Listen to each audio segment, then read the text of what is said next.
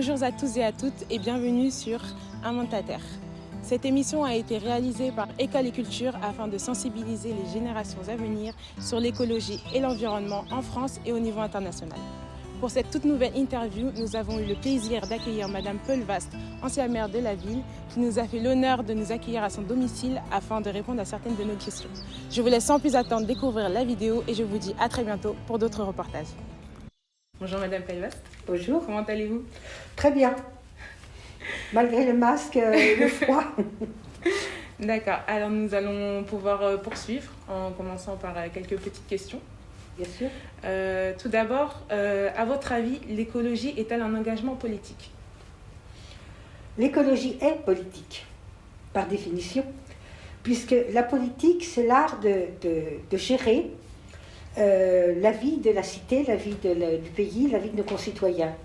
Et l'écologie, c'est l'art de gérer l'impact de la vie humaine, des hommes, de leurs activités sur l'environnement. Donc c'est politique. Mais quand je dis c'est politique, ça ne veut pas dire que ce sont les partis uniquement qui ont un rôle à jouer. Quand je dis politique, c'est au sens le plus large du terme, c'est-à-dire les associations, les citoyens, les jeunes et les moins jeunes, les enfants, à commencer par les enfants, et les partis, qu'ils soient de droite ou de gauche, ensuite, bien sûr, ont leur rôle à jouer. Mais c'est politique. D'accord.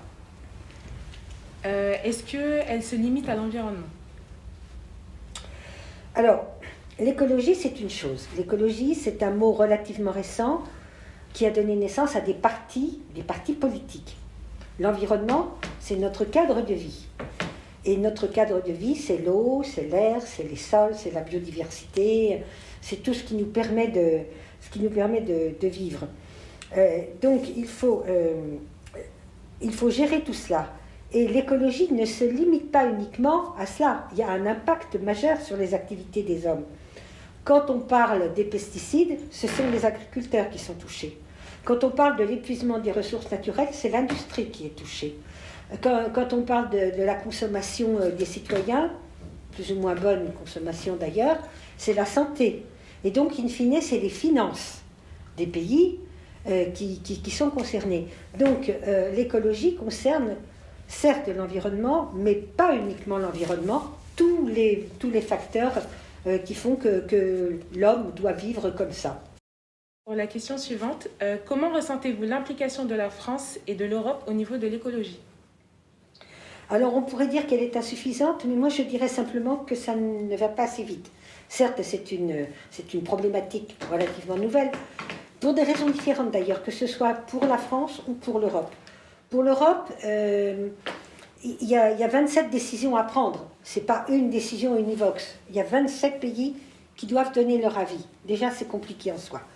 Malgré tout, l'Europe a établi des règles sanitaires, des règles de préservation de l'environnement beaucoup plus drastiques, beaucoup plus dures que ce que l'on voit dans d'autres pays. Je pense notamment aux États-Unis ou au Canada. Donc, l'Europe avance. L'Europe avance, mais c'est un petit peu long et ça avance à petits pas. On pourra toujours dire qu'on n'en fait pas assez et que c'est pas assez vite. Et c'est un petit peu le même problème pour la France. La France est un pays qui essaye de concilier les 3 P. People, planète et profit. Alors, people, c'est protéger les gens notamment les plus fragiles. Planète, c'est protéger notre planète, elle est unique dans son genre. Et les profits, c'est malgré tout arriver à avancer en donnant du travail aux uns et aux autres. C'est-à-dire qu'on ne peut pas être ou tout l'un ou tout l'autre. La voie est étroite, elle est difficile à tenir. Et là encore, je pourrais dire que ça ne va pas assez vite. Mais cependant, il ne faut pas être négatif. On progresse, ça avance. Il y a la Convention climat qui est soumise à discussion actuellement. Et je pense qu'on en sortira quand même quelque chose. Même si les écologistes pensent que ce n'est pas suffisant. Mais c'est quand même un progrès. Entre Paris et Orléans, j'ai vu des éoliennes en grand nombre. Bien que ce mode de production d'électricité soit écologique, est-il vraiment rentable pour les particuliers? Alors, sur ce sujet des éoliennes, moi au début, j'ai trouvé que c'était pas mal les éoliennes. Les éoliennes, c'est de l'énergie renouvelable, ça ne détruit pas les paysages de façon définitive. Esthétiquement parlant, ça ne heurte pas plus que ça le regard, et ça devait fournir une électricité moins chère. Mais au fur et à mesure que l'on avance dans la mise en place des éoliennes, que ce soit sur terre ou sur mer, on s'aperçoit qu'il y a de sérieuses questions à se poser. Tout d'abord, la production d'énergie, le coût de la production d'énergie pour les particuliers ne diminue pas. Au contraire, ça augmente. Ça, c'est une première chose. La deuxième chose, c'est que certains, effectivement, se plaignent d'une pollution visuelle et d'une pollution sonore. Alors, la pollution visuelle, c'est parce que les éoliennes montent au moins à 200 mètres de haut, donc c'est quand même très visible. Et la pollution sonore, c'est que quand elles tournent, elles font du bruit, parce que je crois que la limite de proximité doit être 400 mètres ou 500 mètres des habitations, et quand elles tournent, ça s'entend. Troisième chose, la production dans ces conditions-là, avec les éoliennes, est intermittente. Vous voyez toujours des éoliennes qui tournent, et puis il y a beaucoup d'éoliennes qui parfois ne tournent pas parce que les conditions ne sont pas favorables. Mais il y a un autre problème dont on s'est rendu compte sur les éoliennes, c'est que pour poser une éolienne de 200 ou 250 mètres de haut, il faut injecter dans le sol 2500 mètres cubes de béton. Ce qui est énorme, même quand on met les éoliennes dans des champs, et surtout quand on les met dans des champs d'ailleurs.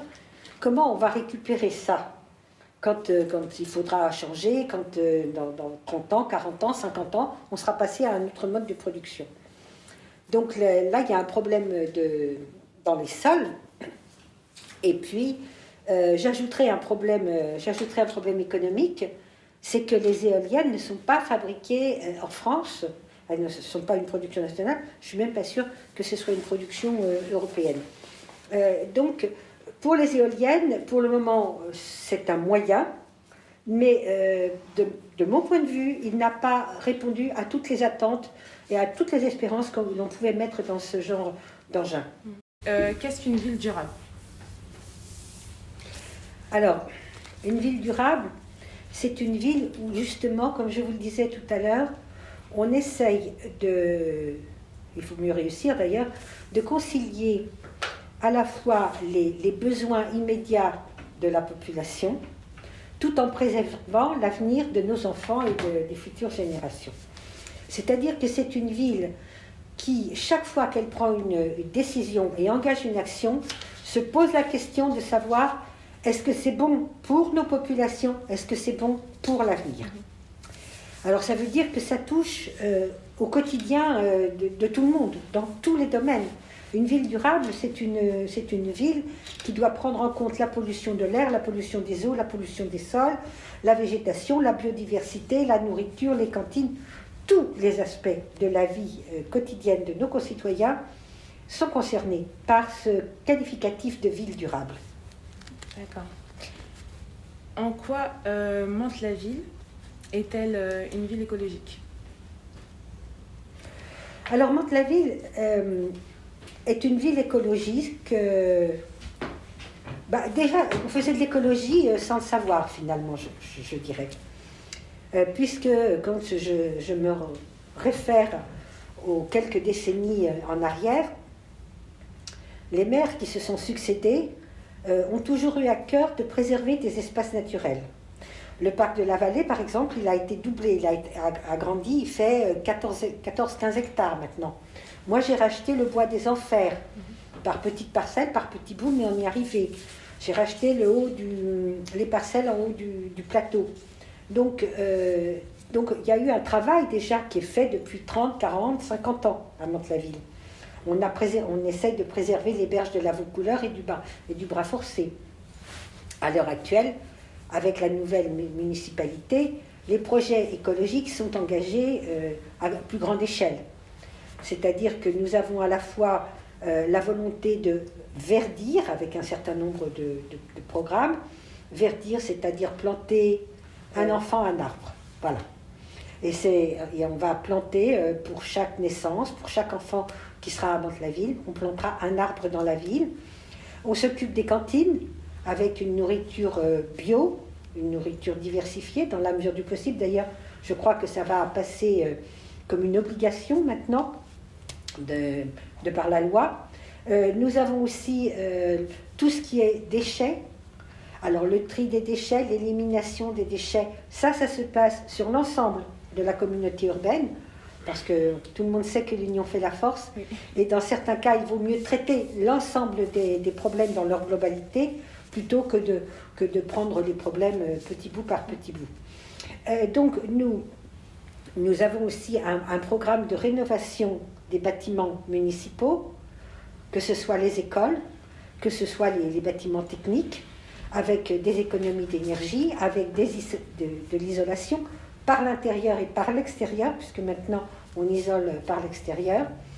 Nous avons aussi une envie de développer des jardins partagés, c'est-à-dire que les gens apprennent pour eux-mêmes à cultiver et à manger sainement, bio, et pas des produits plus ou moins douteux, plus ou moins toxiques pour la santé. Donc, nous faisons tout cela, mais là, c'est du travail, rénovation, plantation, sur ce qui existe déjà. Mantes-la-Ville est une ville écologique très spécifique, parce que nous avons Mantes Université. D'ailleurs, comme l'a prouvé hier la venue du Premier ministre, M. Castex, de la ministre de l'écologie et de la ministre de la transition écologique thermique et du logement social, Madame Wargon, ils sont venus tous les trois pour voir cette zone de 30 hectares où l'on va construire des logements qui doivent être HQE, haute qualité environnementale. Et là, on va y veiller. Nous avons aussi la grande halle Sulzer qui va être restructurée. Nous allons avoir l'université avec des nouveaux bâtiments qui vont être extrêmement contrôlés au niveau de tout ce qui est écologique. Donc, c'est tout à fait particulier, cette zone de Mantes Université, 30 hectares qui vont être bâtis, peuplés, occupés de la façon la plus écologique qui soit. Et c'est ce qui fait, pour l'avenir, pour les 10 ans à venir, ce qui fait de Mantes-la-Ville une ville écologique particulière. D'accord. Pouvons-nous trouver un nouveau modèle qui puisse nous aider à vivre de façon plus durable avant qu'il ne soit trop tard ? C'est même pas que nous pouvons, c'est que nous devons et nous allons devoir trouver un mode de vie différent. C'est une impérieuse nécessité parce qu'il y a une question de survie quelque part. Survie de la planète, survie de différentes espèces, survie des hommes. Donc il va falloir le trouver.